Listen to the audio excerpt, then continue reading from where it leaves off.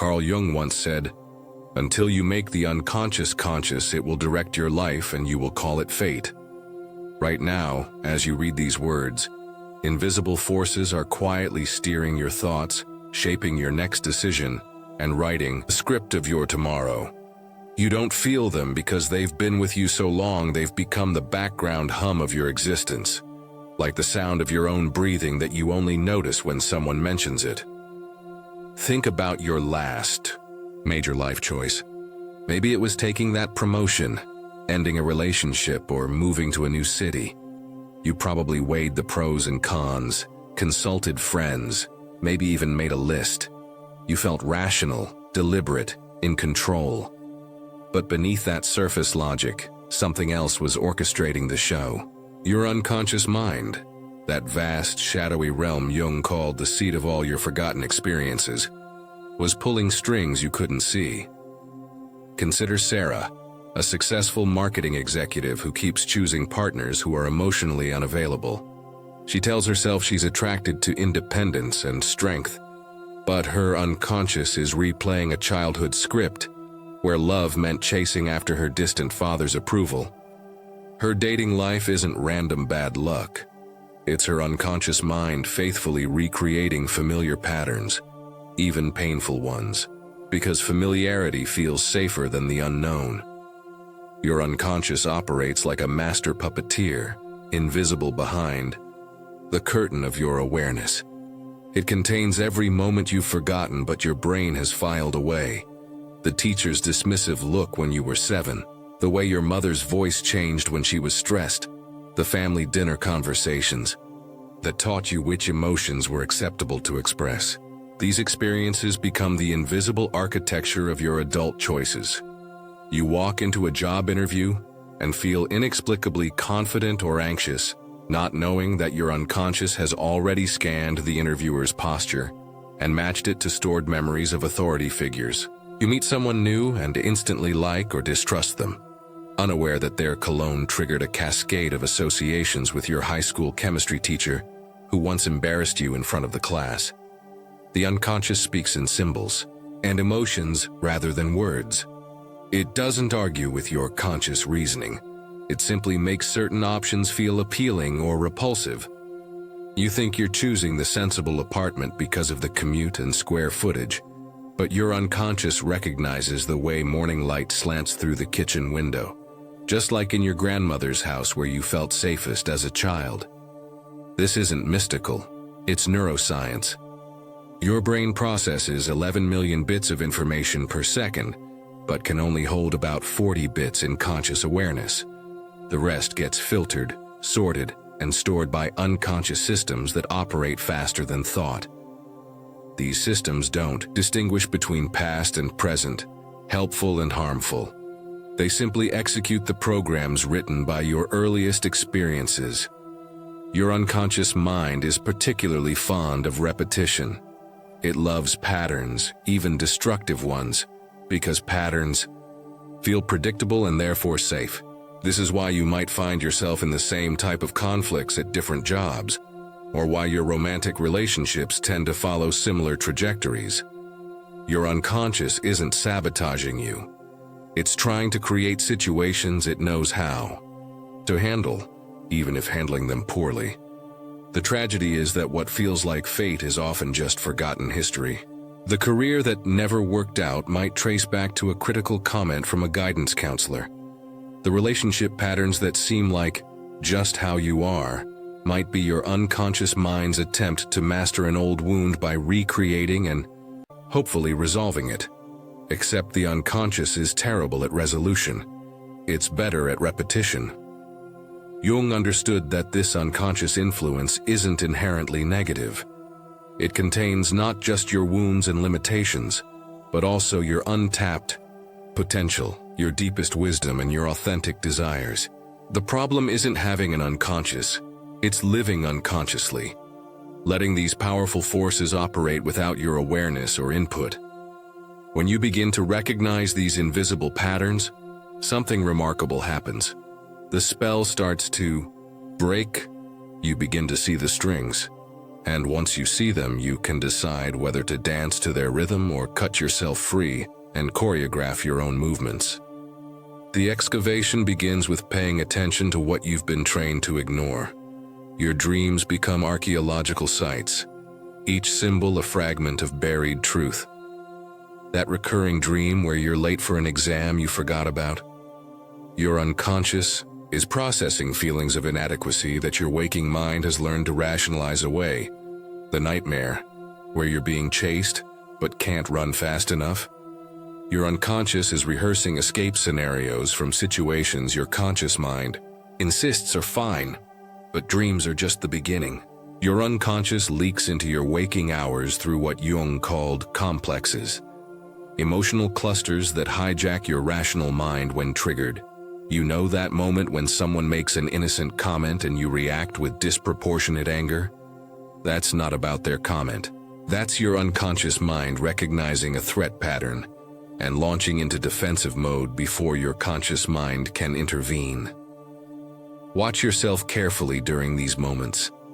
When your coworker mentions deadlines and you feel that familiar knot in your stomach, pause. When your partner asks about your day and you snap back defensively, notice. When you walk into certain types of social gatherings and immediately want to leave, pay attention. These reactions are breadcrumbs leading you back to the original wound. Take Michael, a talented architect who consistently undermines himself just before major project presentations. He tells himself he's a perfectionist, that he just wants everything to be flawless. But when he traces that familiar anxiety backward, he discovers it connects to being 8 years old, proudly showing his father a drawing, only to have it criticized and corrected. His unconscious learned that sharing creative work leads to humiliation, so it creates perfectionist paralysis to protect him from that pain.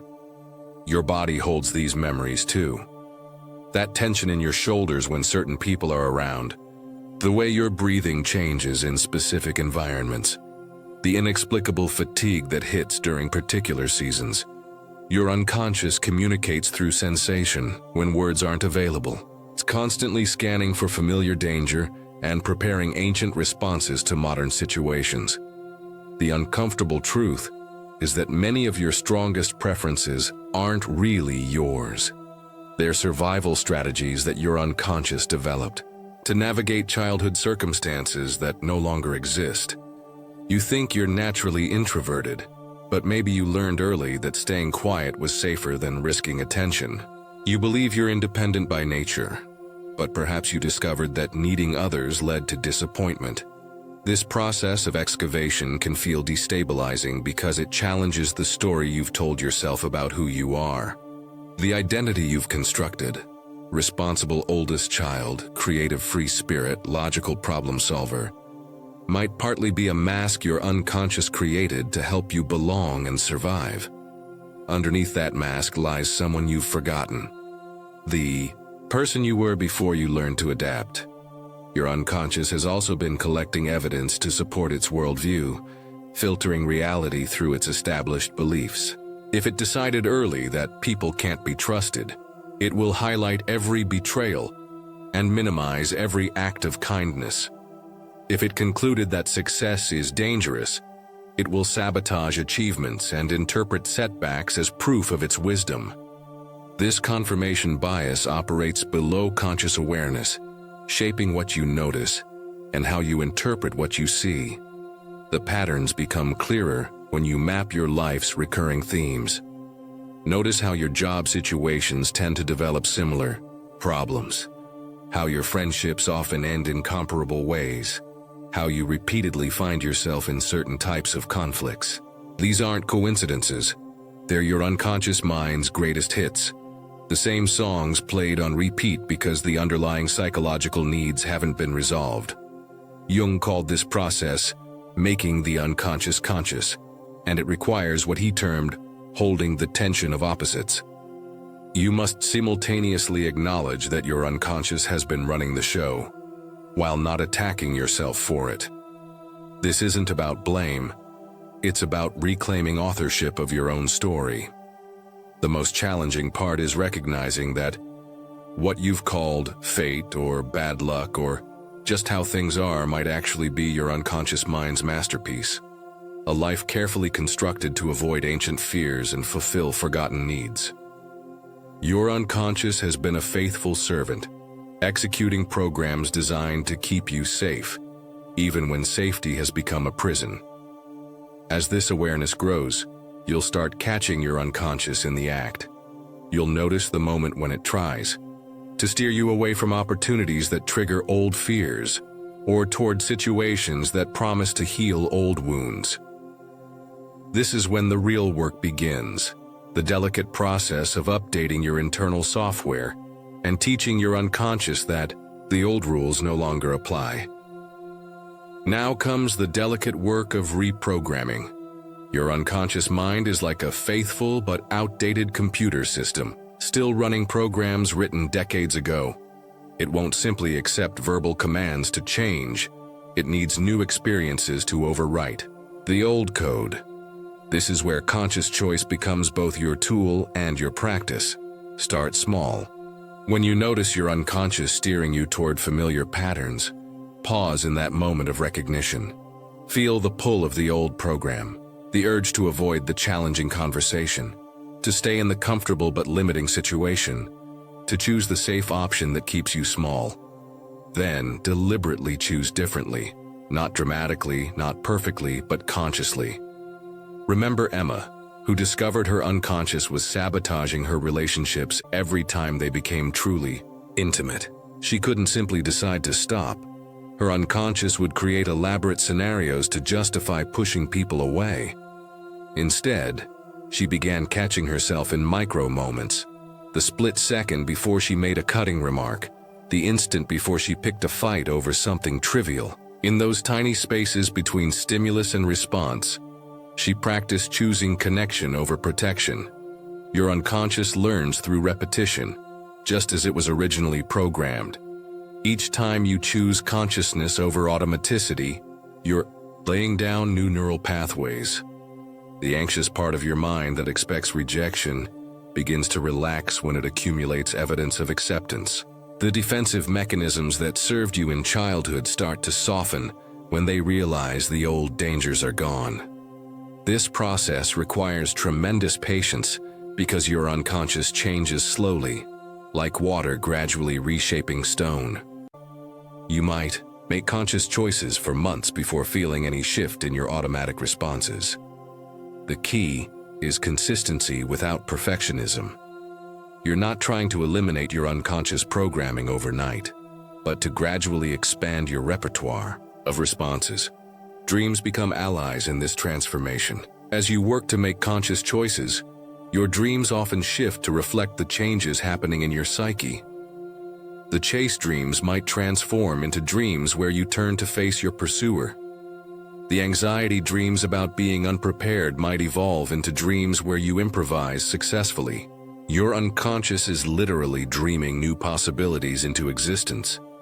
Physical practices accelerate this process because your unconscious speaks the language of sensation and symbol.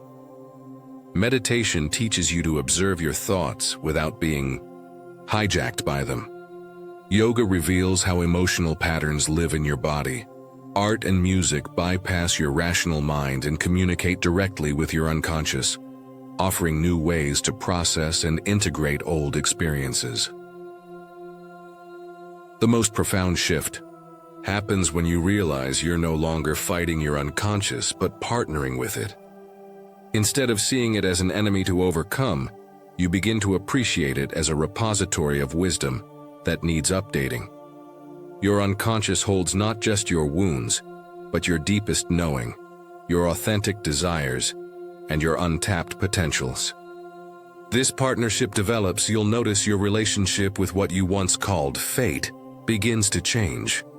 Situations that used to feel overwhelming or predetermined now reveal themselves as opportunities for conscious choice.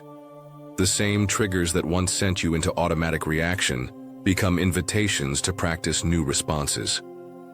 What felt like an external force controlling your life reveals itself as an internal system, ready for conscious collaboration. The transformation isn't about becoming someone new. It's about becoming who you've always been underneath the adaptive strategies. As you dissolve the unconscious patterns that have been constraining you, your authentic self emerges more clearly. You discover preferences that are truly yours, not inherited from old fears. You make choices that align with your deepest values, not just your survival instincts. This is Jung's promise fulfilled. When you make the unconscious conscious, you reclaim your power to direct your own life.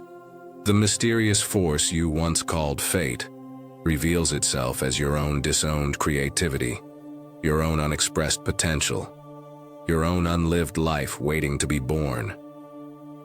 The journey continues with each conscious choice, each moment of awareness, each decision to respond rather than react. You become both the author and the protagonist of your story, writing new chapters that honor both your past and your possibilities. The unconscious remains with you always, but now as a trusted advisor, rather than a hidden puppeteer. Your life transforms from something that happens to you into something you consciously create, one aware moment at a time. The strings that once moved you become tools you can use to weave the tapestry of your authentic existence. This is the quiet revolution of consciousness, not dramatic or sudden, but profound and lasting, reshaping your world from the inside out until what you once called destiny becomes simply another word for conscious choice.